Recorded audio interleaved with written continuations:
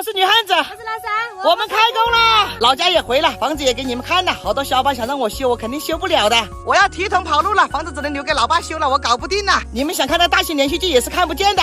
我还是去跑车吧，这样踏实一点，做我能做的。车子停到这里已经好几天没动了，全靠这个发电机给我撑住的。我以为广东最热，没想到四川比广东还热。虽然这个注册空调是很给力的，但是我这个电瓶呢不争气啊，不纯电了，就手机没内存一样，已经快2年了。这就导致了发电机不停的工作，汽油的消耗也是受不了的，太大了。回到广东过后，我一定要把这个电瓶给换了，换新的。今天就把车子收拾一下，准备开工了。我都不好意思说啊，我又买锅了，而且买了一个大锅。上次回老家太激动了，锅里面煮了香肠，但是我忘记洗了。然后今天老妹打扫卫生的时候，把锅一打开，里面真的是太恶心了。那味道太香喷了，冰箱门我都不敢打开了。等下你自己收拾啊，不关我事，我不收拾。因为我的电瓶不行了，所以说冰箱我也没插电。别说是我老妹了，连我都不敢打开呀。善我啊，弄下嘛，我求你了，洗啊洗啊。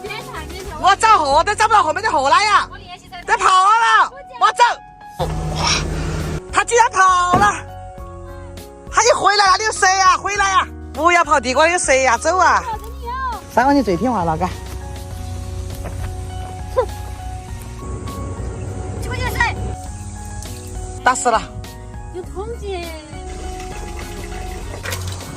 三万你搞啥子？跑去给他打电话去了？我朋友打的，他老家房子装修找我借钱，我没点，只有看你了噻。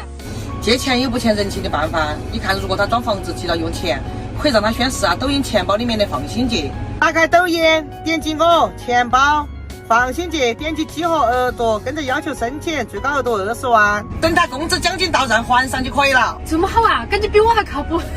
我马上跟他说。现在老三在打扫卫生了，今天能不能接到单我也不知道，感觉有点悬了。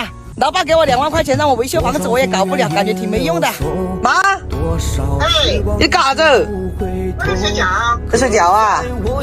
那个老房子视频你们看到了噻？那个视频我已经看了，房子垮完了。那个老二前天打电话来硬要喊我修，中午表表不同意，中午表表的意思说如果现在投个2、3万样都看不到打水漂，因为那个房子已经烂完了，你投几万没得用。你表表说的对，那个房子不能投钱。表表的意思说不是说不投钱，他意思说房子要么把推了重新修，要么现在不要花1分钱的里头。你不听话，那个房子等你爸爸回了家。我反正不管了，今天我开始找货了，如果有货我就跑了。要得，你有事就去做你的事。我要提桶跑路了，提桶跑路了！你们想看大型连续剧看不见了。